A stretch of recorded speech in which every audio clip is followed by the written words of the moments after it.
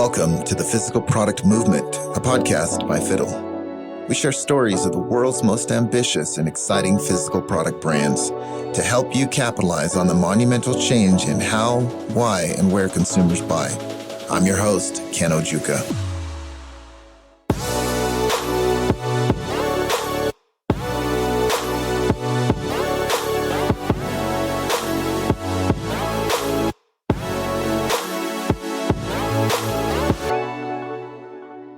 If you've been around our podcast for the past few months, you've no doubt heard of Jessi Freitag. She's a CPG industry veteran, operations consultant, host of the Startup CPG podcast, and the host of her own podcast, Iroh's Corner. Today's episode is with our founder, Ken Ojuka, on that podcast. And yes, if you're keeping track at home, this is their third interview together, which completes their podcast hat trick. During the interview, Ken shares his career path from being a CPG brand owner to creating software for CPG brands, his focus on building inventory software with a modern, intuitive interface, and how he strives toward work-life harmony. Enjoy the episode.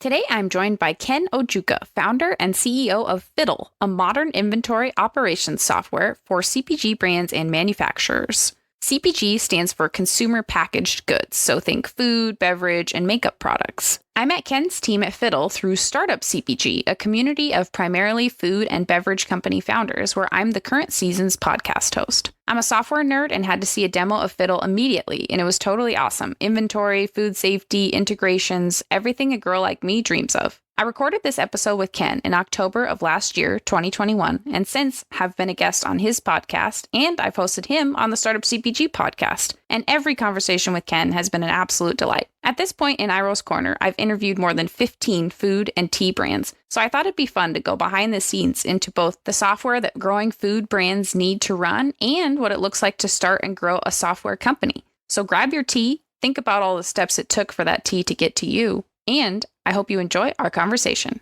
Hi, Ken. Welcome to the show today. So excited to have you here. Oh, I'm really glad to be joining you as well. Thank you. Awesome. Well, I'd love if you could start out by telling us about Fiddle software. Yeah, so Fiddle is software for CPG brands and manufacturers. And what we do is we just help with a lot of the back office stuff. We like to think of ourselves as kind of after the checkout or after the purchase.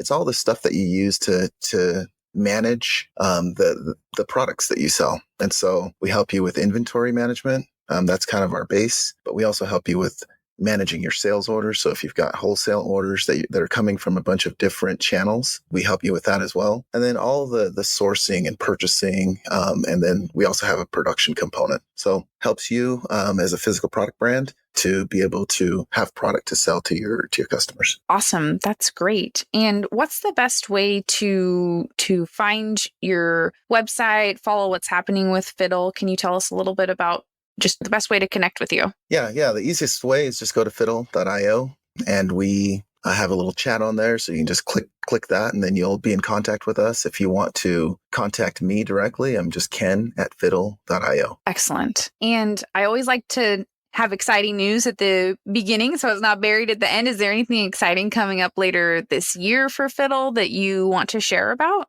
Yeah, we actually have some news that just happened. We just closed a round of funding, and we have some pretty cool new board members, and we're just pretty pumped up for the future of Fiddle.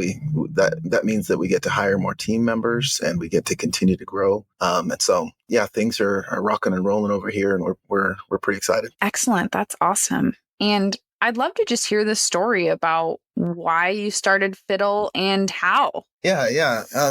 Thanks for asking. I mean, it's interesting because a lot of these products, you think, oh, they just showed up overnight. But, Fiddle's kind of been a long time in the making. It probably started, like some of these ideas started when I was actually a CPG brand myself. And I had a nutraceutical product that I would sell. And so we did some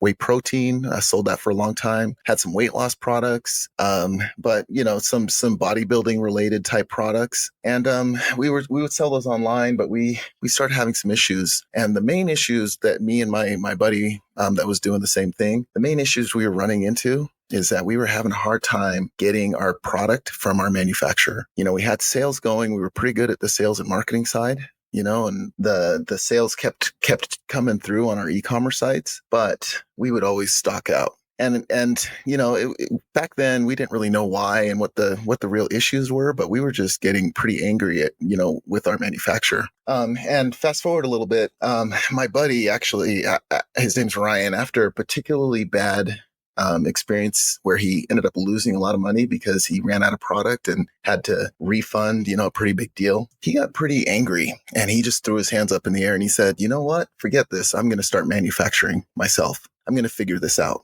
And so secretly, I was kind of rubbing my hands together and I was, kind of smiling because I was like, I wanted him to manufacture. I wanted him to go into it because I wanted to use him. I didn't want to deal with these other people that I was dealing with, and so I trusted Ryan and I knew he'd do a good job and actually helped him to buy like some of his first equipment. We drove down to LA together, picked it up, put it in a U-Haul truck and drove back. We live in Utah. So we drove back to Utah and helped him set up his first facility where he started to manufacture products. And so that was pretty early on. I just helped him get into the business. But what happened was that he grew really, really quickly. And then, a few years later, he approached me and I'm a software guy and kind of have a software background. And Ryan knew this. And Ryan actually convinced me to build software to help him to manage everything that was going on. And the problems were inventory, purchase orders, all the production type stuff like production scheduling. And so I literally had an office in his manufacturing company. I would go into the back room and I would build something and then I'd go show it to somebody. And while we ended up learning a ton about manufacturing, we also learned about the brands that interact with the manufacturer. And kind of through this experience, we feel like we got a pretty good background on kind of the connection, between a brand that wants to introduce a really compelling product to the market, and they've kind of poured their heart and soul into it. But then also the manufacturing side, and the reality of like actually, getting in the raw materials to produce this product and then deliver it to the brand in a timely fashion. And so anyway, that's kind of the background. That product that we built internally is what became Fiddle. And so that journey is probably like a 3-4 year journey. That's super cool. I love that.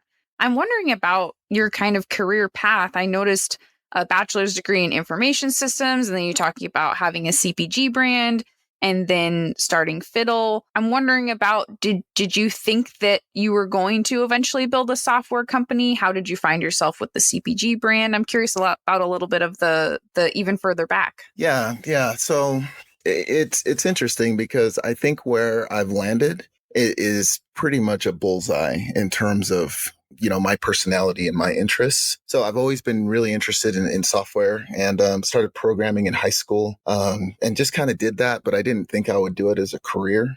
But, just liked it. And my mind just kind of works that way. It makes sense. But then I'm also, I'm an entrepreneur at heart. In fact, when I was graduating college, my goal was to never have to give my resume to anybody, because I knew I wanted to just I wanted to start my own company. And so I dabbled in a lot of different things. One of them was a CPG brand. And that actually worked out really well. I could have continued to do it. In fact, one of the things when Ryan actually started his company and then he came to me and said, "Hey, we need software. The software in the space is pretty terrible." One of the challenges was that I had to shut down, some of the other stuff I was doing because I knew it was going to kind of take everything I had, in order to make it successful. And so I had to kind of wind down my CPG brand. And I'm glad I did. So in terms of, I'm a tech nerd at heart. I love technology. My heroes are guys like the Elon Musks or the Bill Gates, like Jeff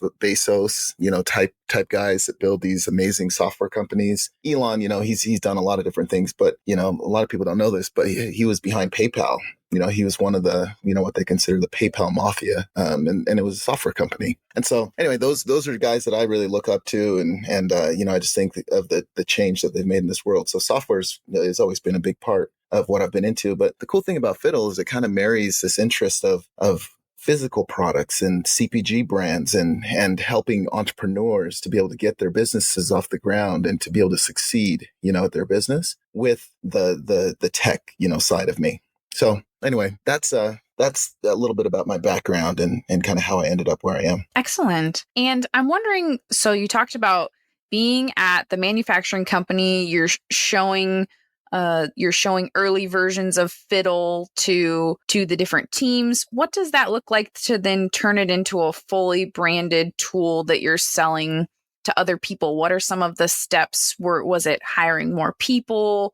Can you walk us through kind of getting it to, this kind of outward facing company that you're then giving a solution to other brands? Yeah. The interesting thing about the way Fiddle started is, I didn't quite realize how good I had it with this built-in first customer, and like literally having an office in their facility, learning about, for instance, purchase orders and how purchase orders need to work, and then building it and then going over to the purchasing people and sitting right next to them and allowing them to click the buttons and look at the screens. And it's just this perfect feedback cycle where I could just look at their reaction and I could tell them whether they liked it or not, if I nailed the feature or not. Or, the best part was when, you nail something and it's like, you just see their eyes just light up and they're just like, you just saved me, 4 hours a week right there with that button, So that was really nice. But I think, I'll just say this, if I ever, let's say started another company, I would figure out a way to get that type of feedback, and that's whether it's a physical product or not. Software is a little different because I could literally go back to the other side and just change it. But I think it's really important, that lesson of just getting in front of the customer, like in the same space, in the same room as the customer, and just looking at them. And you just get so many cues, and so I think, some ways that you see that in the physical product space is, when early brands like go to farmers markets, for instance, and they've got their early versions of their products sitting there. And it's like literally as a customer picks it up and looks at it, you can see the expression on their face. You can gauge that reaction much better than, just selling it like through a website or something like that. I think that feedback's really important to entrepreneurs. But in terms of, really answering your question, some of the stuff that you learn in that situation actually can lead you down the wrong path, in terms of, yes, you want to take their feedback and you want to listen to everybody's feedback. But, it's important for you as the entrepreneur to still realize that you still need to make a decision there. Just because the customer asked for it doesn't mean that that's something that you should release or that you should build or that you should invest in. Your business and you need to trust that, and so, for instance, early on, we built some things that were pretty specific to this company and the way that they work. Now, while I still think it was really valuable to get that feedback, we did have to learn to kind of push back a little bit and rethink things and say, is this going to be important for a wider, range of customers? Is this really the direction that we want to go as a company? Is this the market segment that we want to serve? And so, in terms of actually, getting it out, we had to, it's like any business, you can only do so much by yourself, and then you have to start building a team, and bringing people on to help you, and so, for instance, one of the early things that I did once I knew that we had a piece of software that was something that a lot of people needed, is I recruited a co-founder. It's a buddy of mine named Morgan. Morgan and I knew each other we kind of lived parallel lives in a lot of ways, in that we both played soccer in college together, and we were both defenders. And so we were really used to working with each other and yelling at each other and covering for each other and all of that. We just worked really well as a team. And Morgan's just one of the hardest workers that I know. And I always describe him as like a Swiss Army knife. While I've got a lot of the sort of the tech side and the product side in me, there's just, when you start a business like this, there's just a lot of random things that need to happen, and so Morgan's just one of those guys that can look at a problem, he can figure it out, and he'll come to an answer and a solution and then implement it. He can literally tackle different things. So for instance, if we have, problems with customer support, then, Morgan takes it and he, analyzes it, figures out how to improve it. If it's a problem with sales, he'll figure that out. So anyway, recruiting, good people, and starting with a really strong co-founder is what I'd recommend. Awesome. And how big is the team now? And how is it, do you have, I'm guessing you have like back end developers and front end, and what's kind of the makeup of the team look like now? Yeah. So we have a development team overseas. We have about 6 people out in the Philippines. And then we have about 12 people in-house. And so, we've got marketing, we've got sales, a bunch of our team in-house is sales. We've got a couple developers in here too. So pretty small team, but I think, building this type of software and this type of market, competing against, like we literally go up against, tools like a NetSuite, which is billions of dollars and just a massive tool. I'm pretty impressed with our little team and what we can get done with such a small team. Yeah. And do you target working with a certain size of brand? Like, are there brands that are a little too small for you? And then at some point, are there tools that are larger? Do you have kind of a sweet spot for size? Yeah, that's a good question. So we have customers that are pre-launch, that are doing a lot of like R&D. If you think about the early days of starting a CPG brand, you may need to order a bunch of product from like raw materials from, many different suppliers. So, if you need to manage that whole process, kind of track your COGS, what it's actually going to take you to make this product, before you actually go into production. That's pretty important. But really the sweet spot, the sweet spot is you're doing, let's say $500,000 to $1 million in revenue. So you've got some sales coming in, and maybe you're plugged into a couple different channels. You've got like your Shopify and Amazon site, but you may also, be kind of dipping your toe into wholesale, or just going wholesale is like your primary channel. But our biggest client is doing about 70 million in revenue, and so we can be with them for quite a while. And so, you just think about it like you need to get serious about your inventory, especially when you land some of these, say you land like a Target. Target doesn't mess around when it comes to, do you have the product in stock? So when they're looking at you as a potential partner with them, they just want to know that you've got systems in place and that you'll actually deliver on what you promise. And then the other thing about Target is Target and Costco. A lot of times they want to know that you're making your product safely. And so part of Fiddle is we help you out with sort of the traceability and document control, so that when Target says, "Hey, can you show me the batch record for this particular lot number?" That's something that you can just, in a few clicks in Fiddle, you can pull that right up and get it over to them. And so it just makes you look a lot more professional, and that you're a partner that they can trust. So hopefully that answers your question. Yeah, no, that's great. What differentiates Fiddle from some of the other solutions out there, like you mentioned? I know, like, I've seen solutions that are server based, and I believe you're cloud based. I'm curious about some of the differentiations and how you separate yourselves out. Yeah.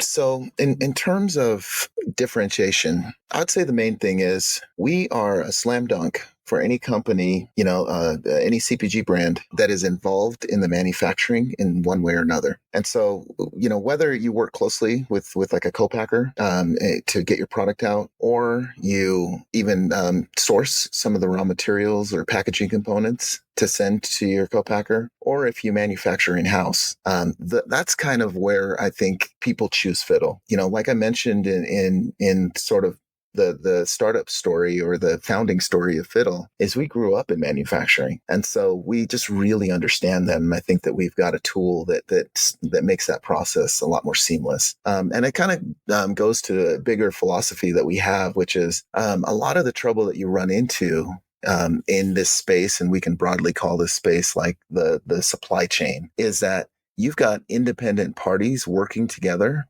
in order to produce something. And where some of those problems occur are in the margins, right? It's in the connection between your brand and your supplier, or your brand and your co-packer. That's where things kind of fall apart. And so, just going forward and, with some of this new funding that we just received, we just want to continue to innovate in the margins and make it just a lot more seamless to be able to work with these partners that you have to work with to produce a product. And so we think that there's a bunch of tools out there that will, manage your product in a silo. within your own company, within your own facility, that's, that problem is largely solved. But where it gets tricky is when, you're managing, let's say, inventory, not only in your facility or your warehouse, but it's also at your fulfillment center. And then you've also got some inventory at a co-packer or several co-packers that you work with. That's where, this stuff starts to get pretty tricky.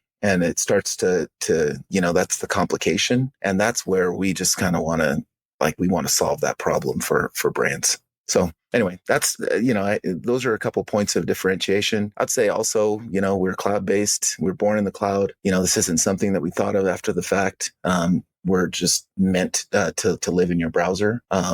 And then we're a good solution for, just really small teams. It might just be one or two people. But our biggest client has about 100 people in the system, and so whether you're a large or small team, I think Fiddle is a good solution. The other way that we think about it is that a lot of brands, they live in a tool like a Shopify, and if you think about the complexity of a Shopify, it's a pretty well done tool where just the average person can jump in and within, just an hour or two, they're selling their product online. And that's where we aim, with Fiddle as well. A lot of the reason that brands don't use some of the existing tools out there is because they're really complicated. And then, you almost feel like you need to become a supply chain expert in order to succeed with these tools. And so with Fiddle, we just want to make it a lot more approachable, a lot more usable, and hopefully sort of at the difficulty level of like a Shopify, right? And so just line up with where brands are. If you live in Shopify all day and then you click over to Fiddle, it shouldn't feel like all of a sudden you're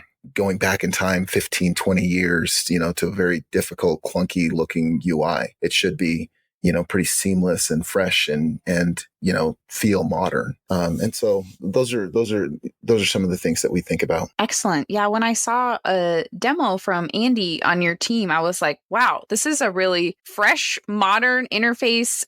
It was very intuitive. I was like, so if you click that, I think I know what's going to happen. Like it was really cool to see. And also the different connections that you have where it was like, oh, here you can just connect your Shopify account or whatever. And I was like, great, then how much does that cost? And he was like, no, it's just part of the tool. And I'm like, oh, cool. This makes sense to me is how I would want it to work. So it was really cool to get to see a demo. Yeah. I'm pretty pleased with what we have and where we are. There are areas where, of course, we need to improve and we need to add more features and, need to simplify things. But I think that's one of the reasons people choose Fiddle. It's not necessarily even a knock on some of the other products out there. If you need something else, you need something else. But the people that we're going for care about these types of things, right? And it's usually, younger demographic. These are people that are moving really quickly. You're not coming from sort of the old school days where, it takes forever just to get, an email back from somebody. Or, in some of these cases, when I was working with this manufacturer, it was literally a fax. It was like, that's how they interacted. It was, send us a fax. And it's like, how do you even do that? We don't know that, we don't even know how to do that. So anyway, younger demographic, care about UI, care about experience, want to onboard like their employees really quickly. This isn't, you hire a new team member and they need to go to like a 1 week training, in order to get up to speed. They should be able to get up to speed. And I've actually seen that in Fiddle. Within an hour or two, they feel good in the system. So anyway, that's kind of what we're going for. Yeah, I'm always interested in the early parts of a business and some of those stories that we don't always hear as much about.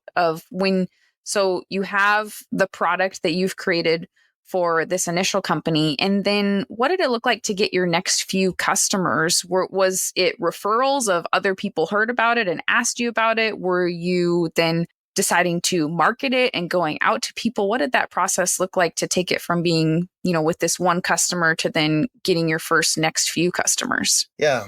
And have you read Peter Thiel's book? It's called 0 to 1. Have you heard of that book? I have, yeah. Yeah. And that book is really interesting because, they talk about, getting from basically going from 0 to 1 customer, that's the hardest part, like going, kind of bringing something into existence from nothing. That's always the most difficult. And then once you kind of have a customer or two, you kind of have a little bit more confidence. And you kind of recognize patterns and you kind of understand some of the limitations of your tool or limitations of your team. And so you kind of quit saying yes to everything. You start kind of focusing in on what you want. I would say this is that early on, we really thought we wanted to sell to manufacturers. And it wasn't until, we kind of stepped back and realized all of the learnings that we had really was the part where you're directly facing a customer, and in this case for the manufacturer, that customer was a brand, and we really kind of had stepped into that mindset of a brand and kind of what they want and their expectations of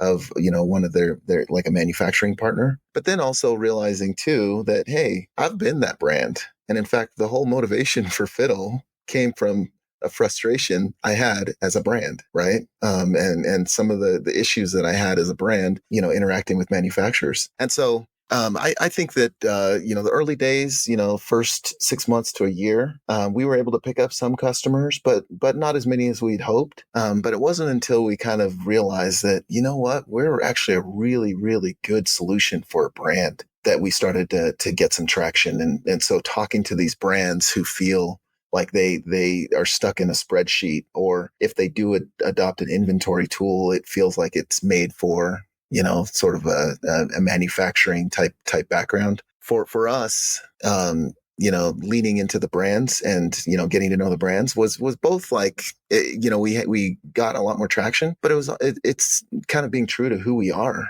We're brand people where, we love talking to these brands. Sometimes, we can get a manufacturer, but, I much prefer talking to a brand. It's exciting. I love their products. I love what people are trying to do and the challenges of being a brand and taking a product to market. That's kind of our sweet spot. So, I think it was just being more congruent with who we were, like who I am as a person, but then also who we are as a team, where we are, kind of really get fired up and excited. And I think that translated into, we started clicking, so we've been having a lot of success signing up at CPG brands. So, so the early days, I think just taking a product to market, it's actually just a lot of work putting it in front of people and realizing and trying to identify all the parts where, hey, maybe we built this specifically for that manufacturer or for that, specifically for that workflow. But what about these other workflows? What about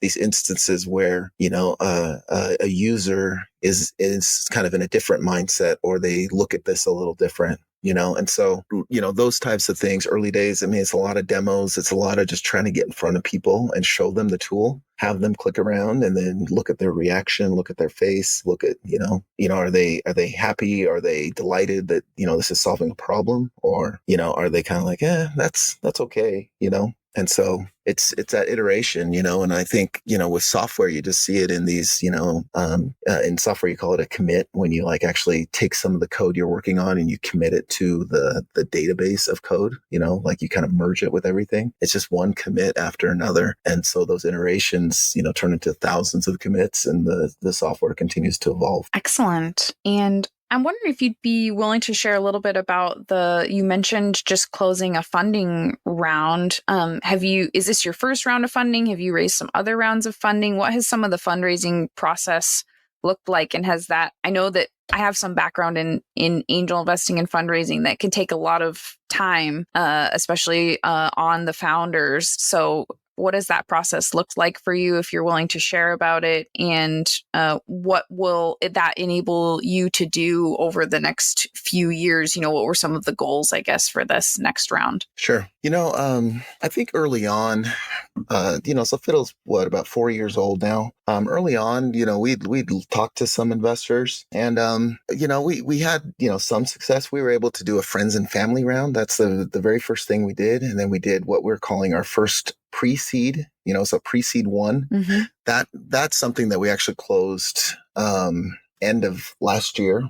so December, January of this year. And then the round that we just closed, we call it our pre-seed 2. And all these names are, they seem so arbitrary. What you call a pre-seed now used to be a Series A, years ago. And so, that's just kind of how we're looking at it. And we're going to be right on target to raise a seed round, our actual seed round of financing in the spring, early summer. And so the way that it's looked, I mean, it's kind of like you would think, you contact these people, you're trying to get a meeting with them, whether it's a virtual meeting or in person. Before COVID, we were doing a bunch of in-person pitching. Utah just happens to be, pretty big manufacturing. And there's actually a lot of, product brands that are coming up too in Utah. And there's been some huge successes. And so, we were pitching a lot of VCs and angels, that were kind of aware of what was happening in the market. But, I'll say this, I think it was kind of slow going when we were so focused on manufacturing. As soon as we, kind of started going after CPG brands, that whole thing flipped on its head where, so for instance, I get about one email a week of some inbound, from an investor that's interested in what we're doing and wants to set up a meeting. That wasn't happening at all before. We were doing all the outreach. Mm-hmm. I think that there's a lot of investors that have put money into CPG brands, and so they're just intimately familiar with some of the inventory purchasing, growth, scale type problems that CPG brands run into. And so when we kind of talk about what, the pain points that we solve, I think that it resonates with a lot of these investors. And so we've had, quite a bit of inbound for our seed round, the next round that's coming up. We already have about 30 or 40 investors on a list that are interested. And when I say interested, it's actually a different interest level than, what I've seen before. I think I know hey, they're just being nice or just kind of blowing you off, to wait a minute, everything is different. Like these guys are actually reaching out to us. They're checking in with us. They are very interested in investing. They just want us to grow a little bit more before they can put in some money. So, I'd say all in all, I think, in talking to my other entrepreneur friends, I think our journey has been pretty typical for an early stage company. I think that, we have kind of hit on a pain point and we're playing in a space where I think the pain points are pretty apparent, and they're not just emotional. They are also it's a pain point that hits the bank account. When you make an inventory mistake, holy cow, you're strapped. All your cash flow, your working capital is gone. Because you bought too much product, or, there was a production mistake, because something wasn't communicated correctly, or, whatever, or you're out of inventory because you didn't realize the lead times, or you've been selling product for a while and you realize, wait, we've actually been losing money because you weren't clear on your COGS, those are problems where I think an investor can look at that and say, I want to make sure my team is on top of these things. Let's take a look at Fiddle. Let's see what they're doing, So yeah. Anyway, I think in some ways it's been pretty typical, but then in other ways, I think that we've found, a little bit of a tailwind focusing on CPG brands, in that investors get it. It's not a hard conversation for them to realize, sort of the value that we bring. Right. Switching over a little to Fiddle's culture, I'm curious about your leadership philosophy, and as you've grown the team, what things you've been intentional about as far as building Fiddle's culture? Yeah, that's always a hard question for me to answer. I still think in some ways we're so young, and so it's just, it's like we're such a small team, does it really make sense to, to spend all this time, identifying our culture, that kind of stuff? I think it's really important. I think that it's something in recent years, I think that has been highlighted how important those things are. But, I'd say, for instance, diversity, so I'm from Uganda originally. I'm an African American. I would love to have a diverse team, with just, we're equal opportunity for everybody. If you've got the skills and you want to come work and you're excited about what we're doing, bring it. We're totally open.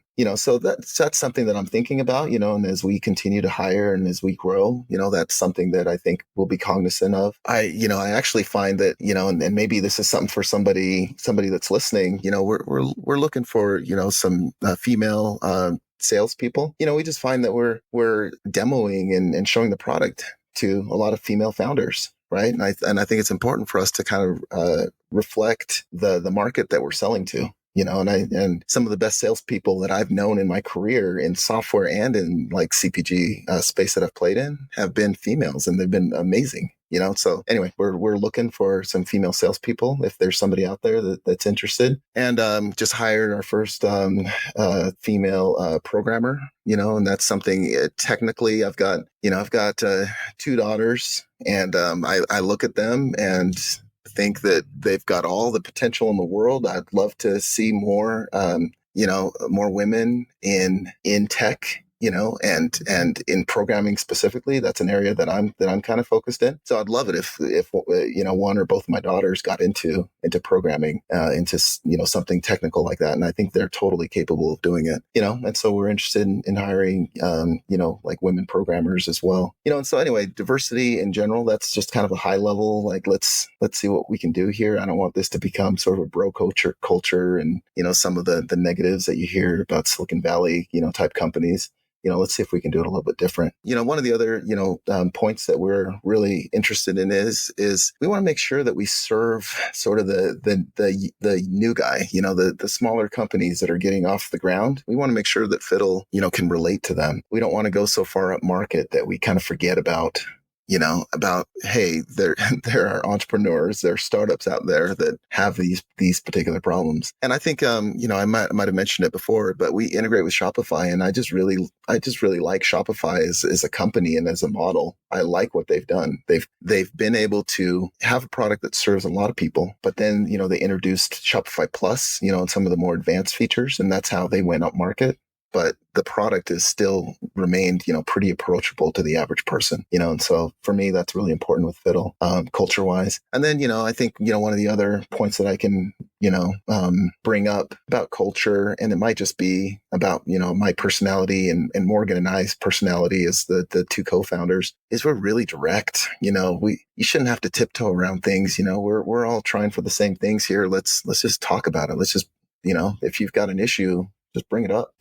I don't like, all this, mask drama and, just being inauthentic.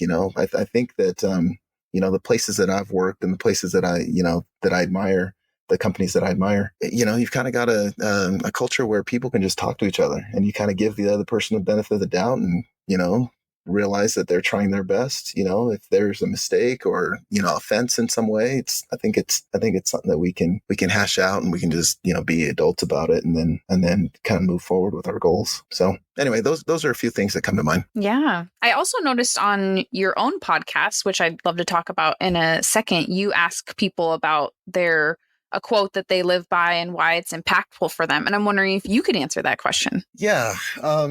So I love Mark Twain. Mark Twain has a quote where he says, "Don't let school get in the way of your education." And I've worked in the path. I've worked with a lot of youth and people that are thinking about their future and going forward, and and also just in talking to my kids and stuff. Of course, I want my kids to go to school. Of course, I want them to go to college. I think it's really important. I think there's a lot of value there. But let's not fool ourselves into thinking that that's kind of the end all be all. And another way to look at it is, just because you have a college degree doesn't mean that you're educated. And just because you don't have a college degree doesn't mean that you're not educated. I think there's a responsibility there where you are responsible for your education, and I think that this is something that is way more applicable and true today, in 2021 than maybe it used to be. It's that there's just so many sources where you can learn what, the skills that you want to learn.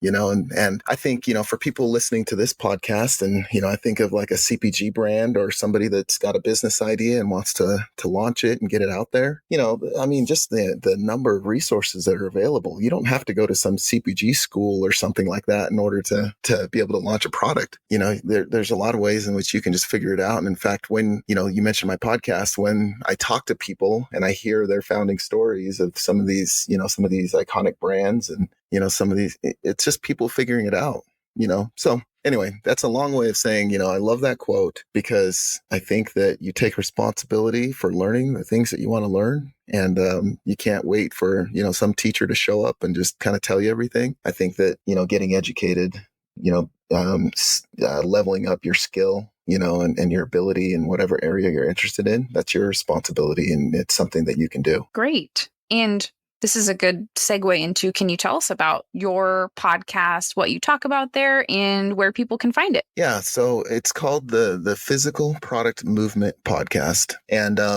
it's kind of what it sounds like. I think that we live in a world where retail, product development, it's all just being flipped on its head. With the internet and things like Amazon, just completely changing the way people shop, with the ability, like how easy it is to go from idea to like, okay, I've got a physical product. Now, people accidentally find themselves as like CPG brand, founders, because they just had an idea and they tried it and started working, and so I just think we live in a different world where there's just a lot of brands, and there's more and more coming out every single day. I forget the number of, hundreds of thousands of new brands launched on Amazon, like all the time, and it's just something that's been compounding over years, so anyway, I just think it's something that's going to continue to happen. And so it's never, there's never been a better time to start a product company. I think it's never been easier to find manufacturers, co-packers, suppliers. I know, some people still struggle with that. But man, it used to be way harder than it is today. It's never been easier to find somebody to actually make the product, right? It's never been easier to then put up a website and start selling the product, and find a little market, spin up some Instagram ads and, start sending some traffic, towards your whatever it is you're offering, and so I think it's a great time, and so with our podcast, what we're trying to do is we're trying to surface, some of these stories and people's journeys, getting into this sort of physical product world, and we also like to make sure that they talk about some of the challenges that they've had and some of the lessons learned. And so that people listening to the podcast could kind of walk away with some tips, some takeaways. And so Physical Product Movement Podcast, you can just search that in any podcast player and it'll pull right up. Or you can just Google it and you'll find it there. You can also go to fiddle.io and we've got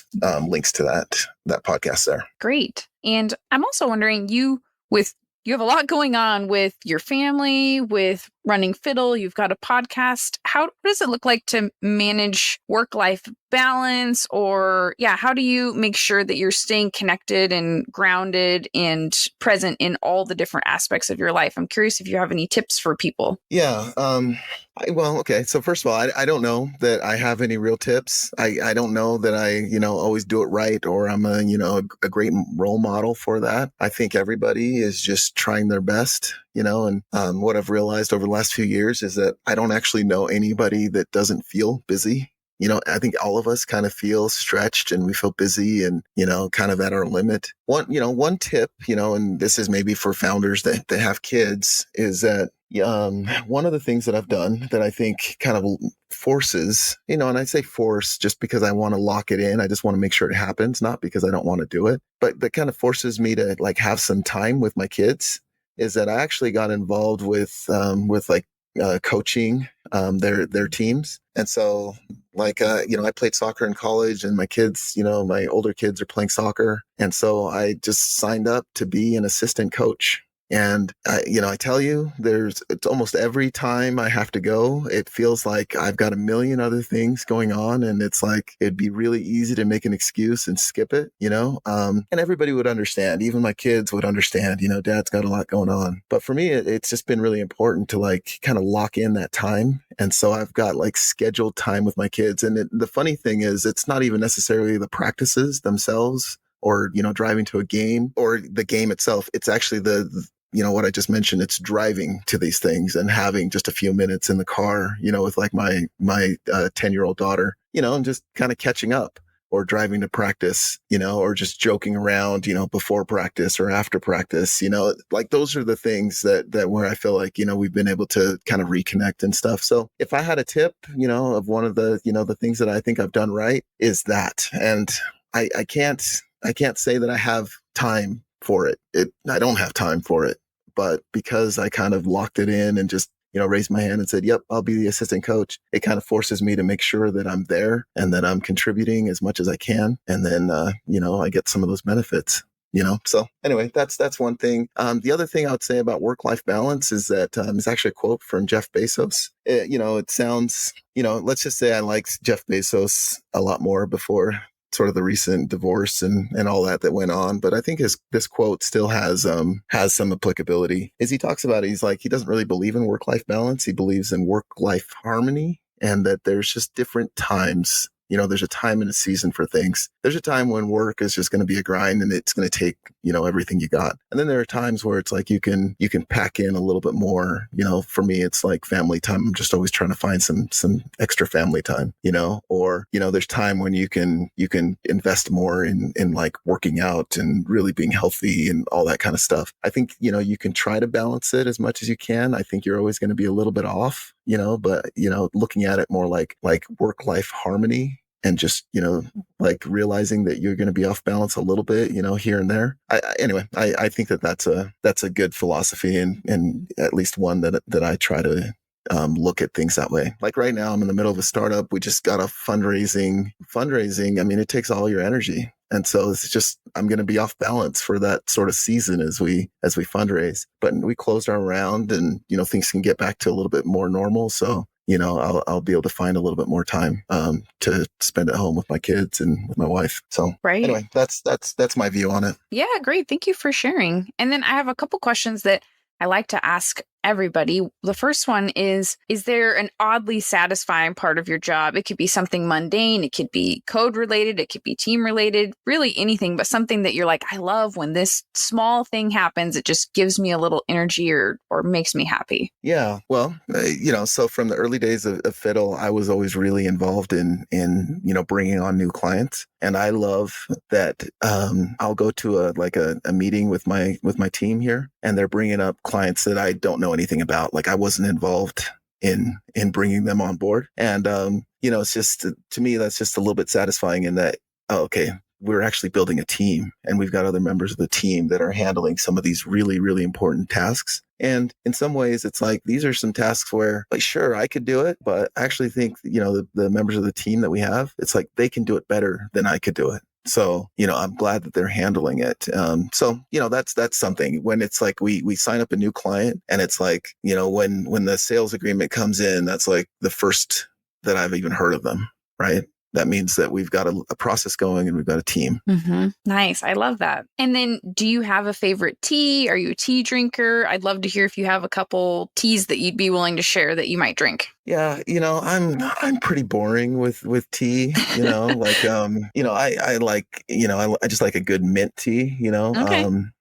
I also really like ginger type teas. I like the ginger flavor, a little bit of that's the spicy taste. And then one tea that I've just really started to enjoy is like a rooibos. Mm-hmm. And there's just a bunch of different ones, but I don't even know if I'm saying that right. It's probably a mispronunciation, but, a good rooibos tea. And I couldn't really give you any brands or whatever that I do, but that's kind of, my tea story. Okay.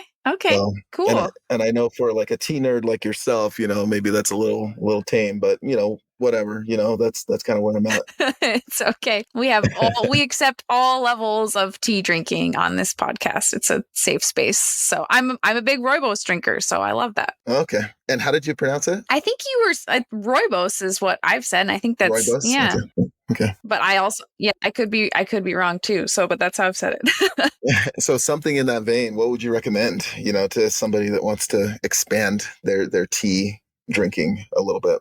Oh gosh. Well, we've got so many good tea brands in Portland. Like I love, there's a brand in Portland called Plum Deluxe, and they do these little like sampler kits where you can try a bunch of their teas, and they do a bunch of amazing herbal blends. They've got some with ginger and mint, and you can just order little bits and make a couple cups and then kind of decide what you like from there. So that's been going through them has been a good way to kind of expand the different types of tea I like and taste different things, because they make it really easy to be like, oh, you don't have to commit to a full thing. You just buy a few little packets, and then from there, and then they'll also give you recommendations of, if you like this tea, then you'll probably like this one. And they do a good job walking people through the tea education process. Cool. I will try them out. And, as the weather gets cold, I end up drinking a little more tea. So there you go. That's perfect. Thank you. Cool. Before our final section, which is tips and dregs, is there anything else that you wanted to share or that we missed before we go into that section? Any final words to the world? No, I guess what I would say, having built a CPG brand and then also a software brand, I'd say, it really just comes down to customers, and really understanding, loving, the customer, loving the problem that the customer is trying to solve, the space in their life that, your product can fit in, and really kind of understanding all of that. That's really what it's all about, and I just think, the more FaceTime with customers, the more you can, really, it's more than just, a survey of like 10 questions, it's like really digging in and kind of sharing time and sharing, sort of the empathy that you have, the limited empathy that we have in our lives. It's like sharing that with your customers, and kind of inviting them into that space and really kind of getting into their world. I think that's kind of the key to all of this. And so if we've had any success at all, and I think it's because we're really trying there. And I think, like anybody else, sometimes we're good, where we nail it. And sometimes we make mistakes, but, we always try to kind of revisit that and get better at it and improve and iterate on just understanding the customers we're trying to serve. Great. All right. Well, our final section is tips and dregs. It's just kind of a for fun thing. Tea tips are the sweet part of the leaf, and then the dregs are like, what's left at the bottom of your cup. So just kind of thinking over your last week, what would be like a highlight and what would be kind of a low light. And usually we go back and forth and start with dregs, and then we can end on our highlights. So I don't know if you have a dregs, you can go for it, or I can start us off. Yeah, I might actually steal one that I heard on a previous episode, that you talked about, which is, I can't remember if it was actually you or your guest, but I love fall. Like, fall is my favorite time of year. I love, just the trees and all of that, the cooler weather. It's sort of like summer, the heat was just crazy. And then it's like, all of a sudden it's like, oh man, I just want to be outside all the time. But then, we're kind of getting to that part where it's getting, okay, now it's getting a little too cold. It's like getting where it's uncomfortable being outside. And I absolutely, it's funny. I love fall. I absolutely hate winter, and I'm not a winter person at all. And so winter in Utah, so that's a little bit of a drag. Anyway, I grew up in Arizona. And so it's like every winter I consider moving back to Arizona because I cannot stand the snow. I can't stand the cold. Yeah, man. Yeah, I'm not looking forward to more dark and more cold. I would have to say my dregs this week, it's kind of silly, but I don't know if I've really been having trouble concentrating or what, but I have had so many cups of tea. Just the other day, I had a cup of tea. I made it in the morning, and I think I reheated it 3 times before I ever took a drink, which is, just a cardinal sin of tea drinking to even reheat it in the first place. And so I was just like, I hate when you make I saw a meme too that later that day that had like, it was like the cup of tea I made, and then the new cup of tea I made, and the previous cup of tea that didn't even get drank is looking jealously at the other cup. And I'm like, that's me all the time. I'm always making the next cup and then realizing, oh shoot, I didn't even drink the last one. So trying to, I feel bad for those cups of tea that don't get drank or they have to get reheated. It's very sad. Well, 2 comments on that is I didn't even know there were tea memes. I didn't know that was a thing, but I'll have to, like add that to Twitter or something and get some more of that going on in my life. The other thing is I'm just happy to hear that I'm not the only one that does that. Yeah. Right. So you've made me feel a little bit better. There we go. Do you have a tip that you want to share? Well, I just go back to my previous comment. Let's have that be my tip, which is, it's all about the customer.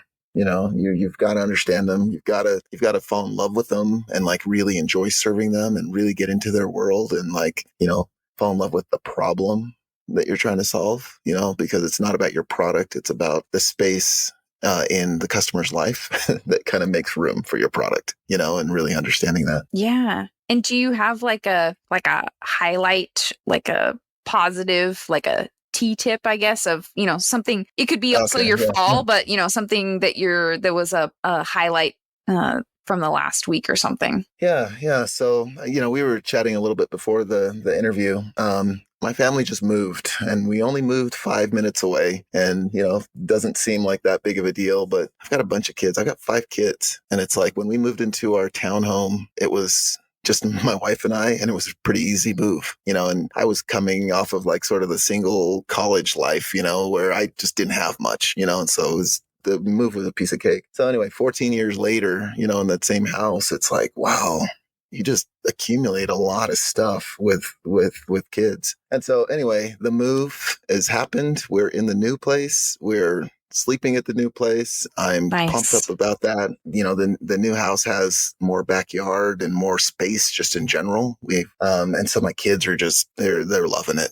And it's almost like we didn't realize kind of how cramped we were in our old townhome until we got out of there, and then it's like, okay, this is a good place for my family. So anyway, that's a huge win, and I'm super pumped up about that. That's awesome. Yeah, I'm glad.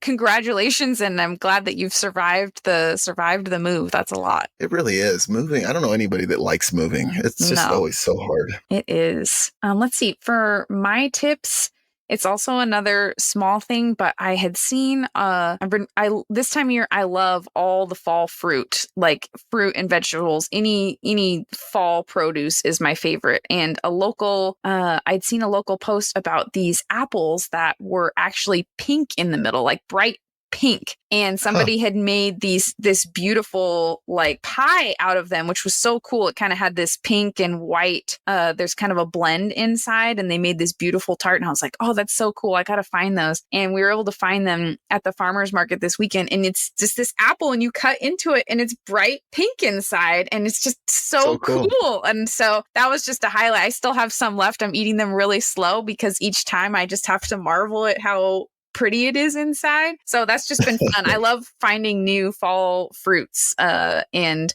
pears. And I went and got in Portland, there's a place called the Portland Nursery, and non-pandemic time they'll do this apple festival where you can go try like 60 different varieties of apples and then buy them afterwards, and they price them all just like $1 a pound, super affordable and accessible. And non-pandemic, they still have all the bins out, and so I went and just bought a ton of apples and stocked up the fridge yesterday. And so yeah, any and everything apple related this time of year just makes me very happy.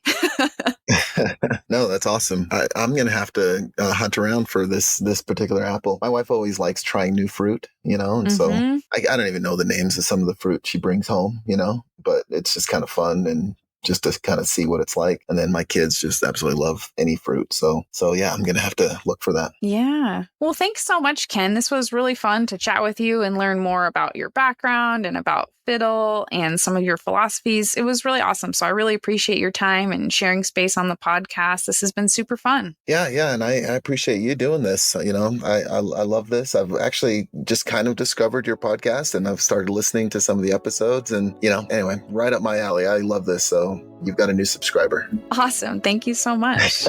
All right. Thanks, Jessi. The Physical Product Movement podcast is brought to you by Fiddle. To find out more about Fiddle and how our industry-leading inventory ops platform is giving modern brands and manufacturers full visibility into their inventory and operations, visit fiddle.io, and then make sure to search for Physical Product Movement in Apple Podcasts, Spotify, Google Podcasts, or anywhere else podcasts are found. Make sure to click subscribe so you don't miss any future episodes. On behalf of the team here at Fiddle, thanks for listening.